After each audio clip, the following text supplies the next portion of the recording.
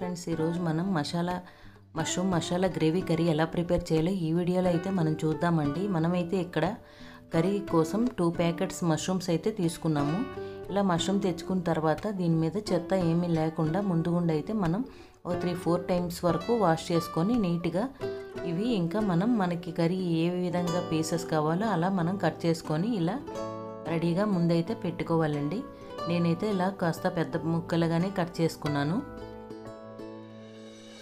ఇప్పుడు దీనికి కావలసిన మసాలా ఏంటి అనేది చూద్దామండి. ఇవి దానికి కావలసిన 2 ప్యాకెట్స్కి సరిపోయినంత మసాలా ఇంగ్రీడియంట్స్ అండి ఇవి.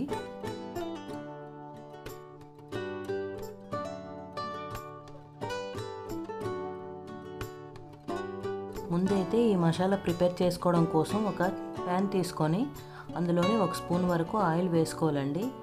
ఆయిల్ హీట్ ఎక్కిన తర్వాత ముందు ఇందులోకి మనం కట్ చేసి ఉంచుకున్న ఆనియన్స్ ఒక 2 వరకు ఇందులో ముందు ఫ్రై చేసుకోవాలి, కలర్ చేంజ్ అయ్యే వరకు.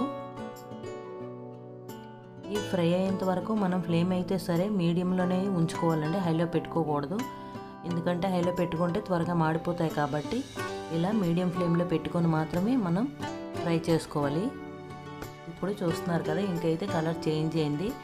ఇంకా ఇప్పుడు దీంట్లోకే మనం 1 స్పూన్ వరకు ధనియాలు, ఒక 1/2 టీ స్పూన్ వరకు జీలకర్ర, నెక్స్ట్ ఒక 5 ఇలాచీస్, ఒక చిన్న స్టారు, చెక్క, లవంగాస్ అండి ఒక 4, ఎండుమిరపకాయలు ఒక 3 వరకు వేసుకొని ఇవి కూడా మనం ఫ్రై చేసుకోవాలి. ఇప్పుడు మొత్తం మిక్స్ చేసి ఫ్రై చేసుకోవాలి. ఇప్పుడు ఇందులోకే మనం ఒక 5 వరకు వెల్లుల్లిపాయలు ఇలా పొట్టు తీసుకునేవి వెల్లుల్లిపాయ వేసుకోవాలండి, 5 వరకు. నెక్స్ట్ అల్లం ముక్కలు చిన్నవి ఒక 3 వరకు వేసుకోవాలి.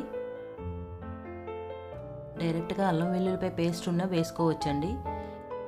నెక్స్ట్ ఇందులోకే మనం గ్రేవీ ఇంకా బాగా రావడం కోసం క్యాజు అయితే ఇలా ఒక 8 వరకు వేసుకున్నాము.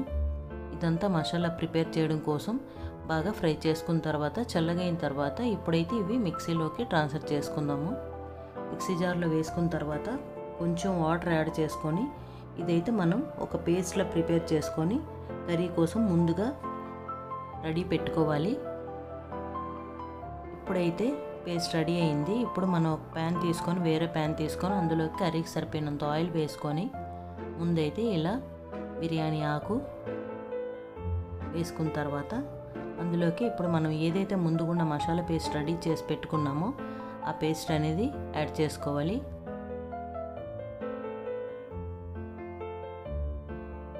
ఇంకా యాల్లో మంచిగా మనం ఫ్రై చేసుకోవాలండి.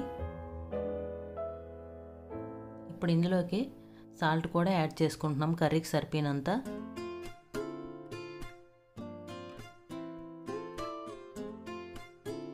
ఇలా మనం కలుపుతూనే ఉండాలండి. మెయిన్ కలుపుకున్న తర్వాత ఇందులోకి ఒక 4 వరకు ఇలా పచ్చిమిరపకాయలు ఇలా పొడవుగా కట్ చేసుకొని ఇలా వేసుకోవాలి. ఇది కాస్త స్పైసీగానే ఉంటుందండి కర్రీ.